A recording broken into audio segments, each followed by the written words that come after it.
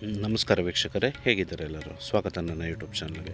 ಇವತ್ತಿನ ಒಂದು ವಿಡಿಯೋದಲ್ಲಿ ಸೆಣಬಿನ ಮೊಗ್ಗನ್ನು ಉಪಯೋಗಿಸ್ಕೊಂಡು ಒಂದು ರುಚಿಕರವಾದ ಆರೋಗ್ಯಕರವಾದ ಬಸ್ಸಾಂಬಾರನ್ನ ಹೇಗೆ ಮಾಡೋದು ಅಂತ ನಾನು ನಿಮಗೆ ತಿಳಿಸ್ಕೊಡ್ತೀನಿ. ಈ ಬಸ್ಸಾಂಬಾರು ನಮ್ಮ ಹಳ್ಳಿ ಕಡೆ ತುಂಬಾ ಫೇಮಸ್, ಯಾಕಂದರೆ ಇದು ತುಂಬ ಆರೋಗ್ಯಕರವಾಗಿರುವಂಥದ್ದು. ಇದು ಪ್ರೋಟೀನ್, ವಿಟಮಿನ್ ಇ ಹಾಗೆ ಚರ್ಮಕ್ಕೆ ಮತ್ತು ಹೃದಯದ ಆರೋಗ್ಯಕ್ಕೆ ತುಂಬಾ ಒಳ್ಳೆಯದು.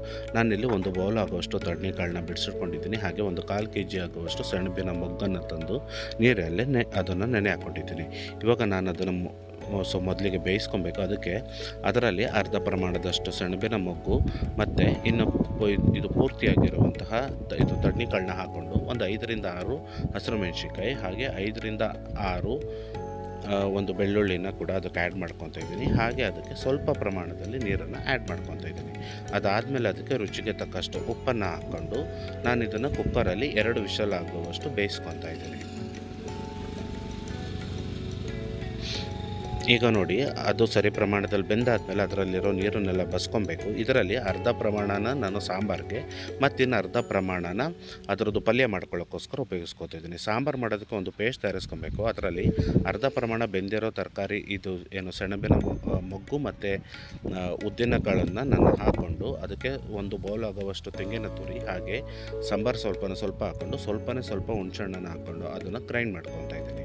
ಈ ಲೆವೆಲ್ಗೆ ಒಂದು ಪೂರ್ತಿ ನಯಸ್ಸಾಗಬೇಡ, ಒಂದು ತರಿ ಆಗಿರುವಾಗೆ ಒಂದು ಪೇಸ್ಟ್ನ ರೆಡಿ ಮಾಡ್ಕೊತಾ ಇದ್ದೀನಿ.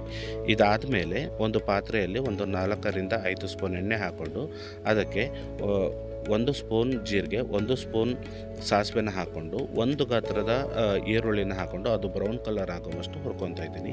ಅದಾದಮೇಲೆ ನಾನು ರೆಡಿ ಮಾಡ್ಕೊಂಡಿರುವಂಥ ಪೇಸ್ಟ್ನ ಹಾಕ್ಕೊಂಡು ಅದಕ್ಕೆ ಬೇಕಾಗಿರುವಂತಹ ಸರಿ ಪ್ರಮಾಣದಲ್ಲಿ ನೀರನ್ನು ಹಾಕ್ಕೊಂಡು ಅದನ್ನು ಕಾಯಿಸ್ಕೊತಾ ಇದ್ದೀನಿ.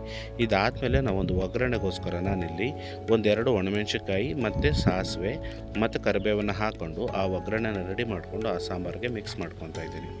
ಸಾಂಬಾರಿಗೆ ಮಿಕ್ಸ್ ಮಾಡ್ಕೊಂಡಾದ್ಮೇಲೆ 10 ನಿಮಿಷ ಕಾಯಿಸ್ಕೊಂಡ್ರೆ ಸಾಕು, ಆ ಸಾಂಬಾರು ರೆಡಿ ಆಗುತ್ತೆ.